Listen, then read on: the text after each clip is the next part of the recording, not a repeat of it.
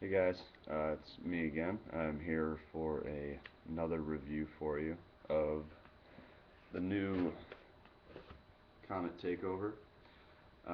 I've been recently doing a little bit of clean out in my quiver, so I decided to spend that spend that money and get the Takeover. It's been a board I was kind of looking at for a little while now. Just kind of decided to pull the trigger. Um, Went through Action Board Sports here in Michigan. You can see they hooked me up with a pretty sick grip job. Threw some Vicious on there, a couple Action Board Shop stickers, Action Board Sports stickers, the Vicious sticker from the grip tape, and then nice clear sheeted grip over that to keep those on there and keep them looking nice and steezy. Um, but I've ridden this board pretty hard for a little while now. I haven't had it for all that long, obviously, but when I have gone out, it's been for 3-4 hours a couple times here. So first off, rocking mine with uh, silver 50 cals. I got a 93A, I believe, Riptide bushing board side and the stock blood orange roadside. Um, and then I got 78A, 72 millimeter ABEC 11 Freerides um, with some shop bearings from Action Board Sports, but these are getting nice and small now. Trying to ride those down to the core. I know you guys can find these stats online. I'll throw them in the info down there so you guys can check it out. But it's 39 and a quarter inches long. It's about 10 inches wide. It's got a 27-inch wheelbase. No variable wheelbase because it's kind of flush mounted. They went down, it looks like, about 3 plies. Set that in a little bit. So just about the bottom of that base plate sits nice and flush with the bottom of the board. Don't know if you can see that all that well. So there, if it's about flat, it goes just a little bit over. Um, it's 9 plies, so it's pretty beefy as you can see. But honestly, it doesn't feel all that heavy um, for as much board as there is here, which is quite a lot. It's got a half an inch of rocker that's a little bit closer to the front, I believe, than the back. I think that the Takeover is actually designed out of a Loki that was kind of a mishap or something went wrong, and they just kind of turned it into this, and then really liked it. But yeah, so there it is. It's got a pretty sick graphic. Not really sure what's going on, like most Comet graphics, but it's pretty sweet nonetheless. And then up at the top you get all the little Comet logos. Um, but yeah, first impressions and opinion on the board is I really like it. I have a pretty big stance. I'm 6'2". I weigh about 185, 190.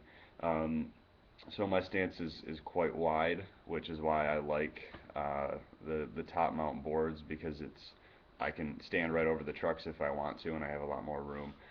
So if you have a wider stance and you like a little bit more under your feet, this is definitely a good choice.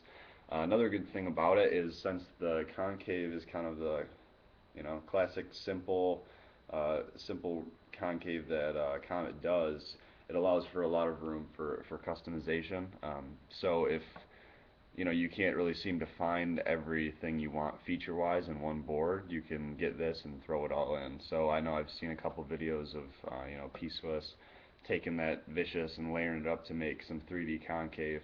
So you can definitely do that to make yourself some Vandal style wheel wells, or you could get a Roger Bros W concave insert and throw that back here, which is probably what I'm going to do when this needs to be regripped, just to kind of play around with some stuff. But yeah, it's really comfortable because it's so simple. There's no uncomfortable W underneath your feet, unless you want it to be there. Obviously, like I said, if you want to get that Roger Bros insert. Um, but it's 3/4 concave, so it's not too much, but it's not too little. You feel nice and locked in.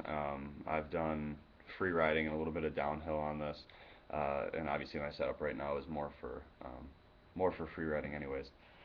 Um, but yeah, I really like it. I think that it's a really good board. I also like my buddy tends to tell me that I have an addiction. I like to manual everything that I step on for some reason. So it's got a nice, good sized tail for doing that, or for throwing ollies if you're into that.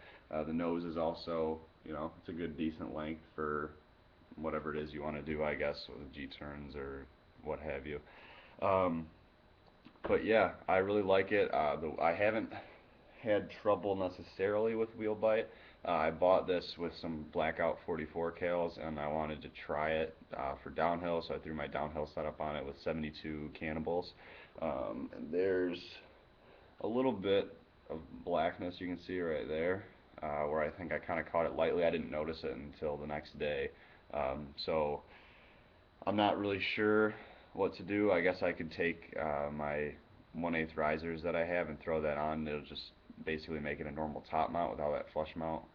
But for now, I just threw that stuff on my Vandal. I'm gonna make that my downhill board for now. Keep this for free riding and probably switch it up eventually. But yeah, it's a great board. It's a whole lot of fun. I definitely recommend Cali's for it because the two are kind of born to be together.